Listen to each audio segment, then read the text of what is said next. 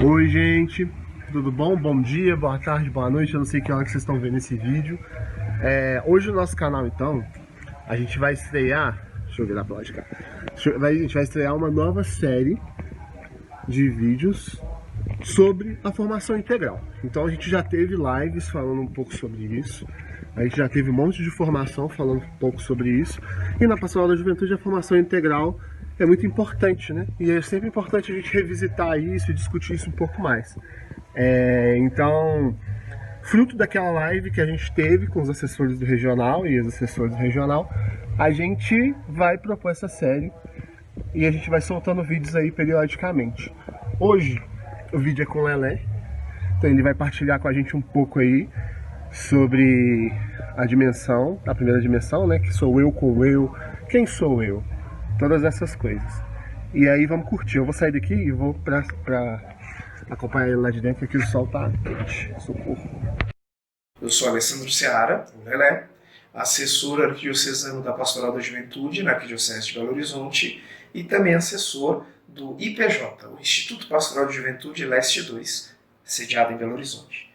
E aqui eu vou falar sobre um dos aspectos importantíssimos, ou sobre uma das dimensões do processo de educação na fé que nos é tão caro a nós da Pastoral da Juventude. Vou falar sobre o aspecto da personalização. Primeiro, o que seria personalização?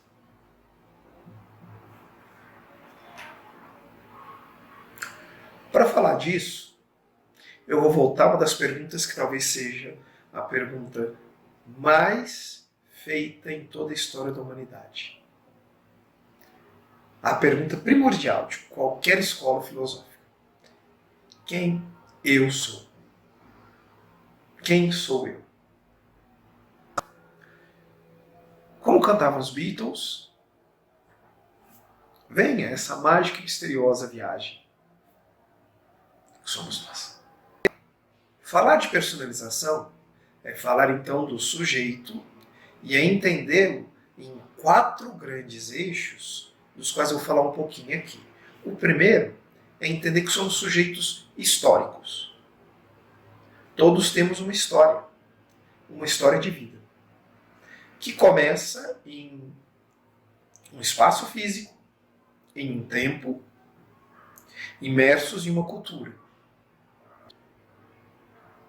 Debruçar-se sobre a nossa história de vida é debruçar-se sobre um momento histórico, debruçar-se sobre uma cidade, um país, uma vizinhança, sobre um momento cultural, é debruçar-se sobre uma família, que também já tem uma história, que também é fruto de outras várias histórias.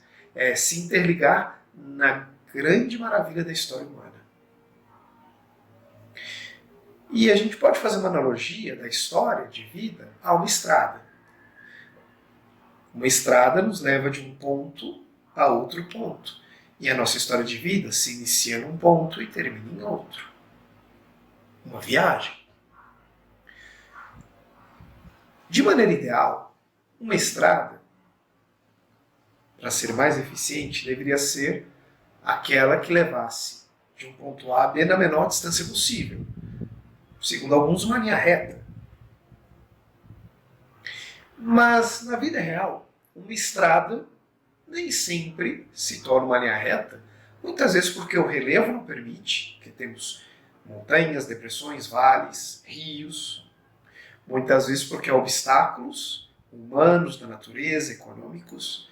Então, com isso, uma estrada muitas vezes precisa de curvas, saídas, subidas, descidas, túneis, para que leve de um ponto a outro. E a nossa história não é diferente. A nossa história de vida, ela não é uma linha reta, ela não é linear, do nosso nascimento até a nossa morte. A história de vida, ela possui recuos, avanços, subidas, descidas, momentos em que entramos em um túnel escuro, momentos mais iluminados, e não há nenhum problema nisso. Aliás, em uma estrada, muitas vezes as curvas, aclives, declives, túneis nos trazem um outro olhar, um outro aspecto, uma beleza que poderia até então passar desapercebida. E na nossa história não é diferente. Muitas vezes esses diferentes aspectos trazem a nós dimensões de beleza que de outro modo talvez não reconhecêssemos. Mas, assim como uma estrada e uma viagem não é só beleza, é preciso reconhecer que há momentos em que nos vemos em risco, há momentos em que podem acontecer acidentes, há momentos em que podemos ficar assustados, nos sentimos feridos, e isso não é nenhum problema. Agora, obviamente, quando você conhece a estrada, a possibilidade de um acidente ou de se perder diminui muito. Conhecer a nossa história, então, da mesma maneira, não vai impedir que isso aconteça, mas certamente nos trará ferramentas de maior segurança para lidar com esses aspectos. Por isso que é importantíssimo conhecer a nossa história. Falando do segundo aspecto, não somos só seres históricos, somos também seres de relação, seres sociais. E ao estudar a nossa história de vida, entendemos que não estamos sós. Somos seres de relação e seres que se constroem em relação. Chegamos ao mundo inseridos em um círculo de relações, a nossa família, que assim como nós é muito diversa. Há famílias e famílias, e não há família boa ou má. Existem famílias, a sua, a minha. Todas com potências e limites, com desafios, todas com uma história. E com o passar do tempo, o nosso círculo de relações vai se alargando, porque se inicia na família, e dentro da família pode se alargar, se há chegada, ou pode diminuir, se há a saída de membros. Mas aos poucos, esse ciclo vai crescendo para a família expandida, né, os nossos tios, primos, avós, para os nossos vizinhos. Então chegamos à idade escolar, para as pessoas a quem conhecemos nas escolas, os nossos colegas de sala, amigos, professores, funcionários. E o tempo inteiro o nosso ciclo de relações, ou melhor, o nosso círculo de relações, ele se expande ou se contrai conforme nós vamos construindo ou desconstruindo as relações. Não se debruçar sobre as relações, não estudá-las, fazendo a analogia com a estrada e com a viagem, não estudá-las, não é bom justamente porque debruçar-se sobre esse aspecto das relações não é garantia que as relações serão sempre harmoniosas, mas nos dá ferramentas para entender os momentos de conflito, que é natural. Afinal de contas, se você e eu somos diferentes, o conflito pode estar dado já. E não há nenhum problema nisso. Absolutamente nenhum. Mas estudar as relações nos ajuda então a vivenciar as suas idas e vindas, seus altos e baixos, de uma maneira mais segura e saudável. Como eu disse, isso não é garantia de que elas serão sempre harmoniosas. É importante ter isso em mente. Se somos seres históricos e somos seres sociais, é importante ser dito também que não somos matéria flutuando no éter. Somos corpos. Somos seres corporais, de carne e osso. E é importante que saibamos o que representa e como nos relacionamos e cuidamos disso. Uma terceira característica, quando falamos de personalização, é que é preciso se debruçar sobre o modo como os nossos corpos são percebidos, como nós os percebemos, como os nossos corpos e os outros corpos são afetados e afetam o ambiente e as outras pessoas, e como isso ressoa em nós. Aqui nós falamos, se falamos de algo que afeta, falamos da afetividade, e dentro da afetividade falamos de uma maneira mais especial da sexualidade. é importante fazer um parêntese aqui. Sexualidade não se resume, se restringe a ato sexual, a genitália. Quando falamos em sexualidade, falamos do corpo. Como percebemos, como nos relacionamos, como ele nos afeta, como o corpo do outro nos afeta, como nos relacionamos com o corpo do outro, nas suas totais dimensões, na sua total potência e limite. Mas sim, também falamos sobre sexo, que está embutido nisso. Não falar, não se debruçar sobre o corpo, sobre aquilo que o afeta, sobre como ele afeta, não falar sobre o que nos afeta, não falar sobre o que sentimos e como sentimos e o que fazemos com esse sentimento, mais uma vez, traz risco. E mais ainda, durante muito tempo, o corpo foi demonizado. O que é uma completa contradição à palavra de Deus, que diz que somos imagem e semelhança de Deus. Imagem e semelhança de Deus não enquanto seres etéreos de matéria etérea, mas imagem e semelhança, templo vivo. Portanto, para cuidar do templo é preciso conhecer, é preciso reconhecer. E conhecer e reconhecer o nosso corpo, como ele nos afeta, e todos os demais aspectos, também não é garantia de que tudo correrá bem, mas nos ajuda a ter mais segurança e tranquilidade com isso.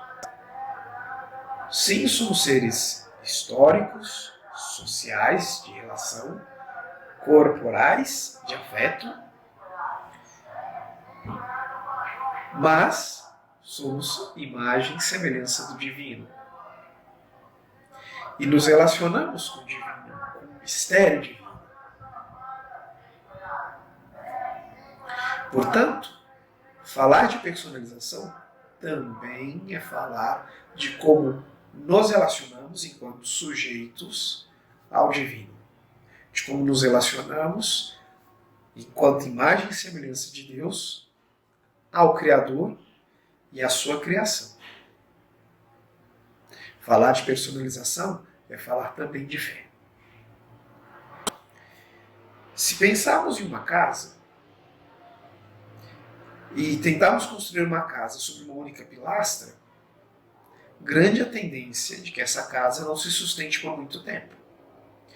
E quando falamos dos sujeitos, quando falamos da personalização, debruçar-se sobre um dos aspectos é como construir uma casa sobre uma única pilastra. A gente tem muita chance de que algo não saia bem. Portanto, debruçar-se sobre nós enquanto sujeitos é construir a casa de quem somos nós sobre esses 4 pilares, entendendo que os 4 pilares estudados e cuidados também não são garantia total de que essa casa é intransponível, inquebrantável. Mas, certamente, conhecendo os pilares da casa, ficamos todos muito mais seguros de cuidar da casa. Esta casa que abriga a imagem e semelhança do divino. Falar de personalização é reconhecermos que somos seres históricos, relacionais, corporais e espirituais. É entender que o ser humano, ele é em si muito mais diverso e rico do que qualquer um dos aspectos pode apontar. É entender que as nossas histórias trazem muita riqueza, potência e também trazem limites. E entendendo e reconhecendo a potência e o limite, podemos assim nos reconhecermos e vivenciarmos da melhor forma possível aquilo que somos. Acabamos não respondendo aquela pergunta inicial, quem sou eu? Ou não respondendo de todo, mas porque essa resposta nunca se esgota. Cada vez que nos debruçamos sobre um desses aspectos, nos reconhecemos maravilhados diante de mais e mais riquezas que possuímos. Reconhecemos que o nosso olhar também é limitado. Portanto, é preciso se debruçar, é preciso ter o auxílio de outros nesse processo. Ter o auxílio para analisar a nossa história, as nossas relações, o nosso corpo e a nossa espiritualidade. É reconhecer que precisamos do auxílio de outras pessoas, daqueles a quem temos a oportunidade de partilhar a história da vida, nos nossos círculos de amizade e cumplicidade. Também a ajuda daqueles que se debruçam de forma específica e mais especial sobre alguns desses aspectos, os historiadores, sociólogos, psicólogos, teólogos, e é reconhecer que é um processo que nunca se esgota. Somos seres muito mais ricos do que nossa filosofia supõe. E, para encerrar, a importância de se analisar, se estudar e se cuidar da dimensão da personalização, para mim pode ser resumida em uma frase do sábio chinês Lao Tse. Aquele que conhece o outro é sábio. Aquele que conhece a si mesmo é iluminado, se ilumina. Portanto, amigo, amiga, se ilumine.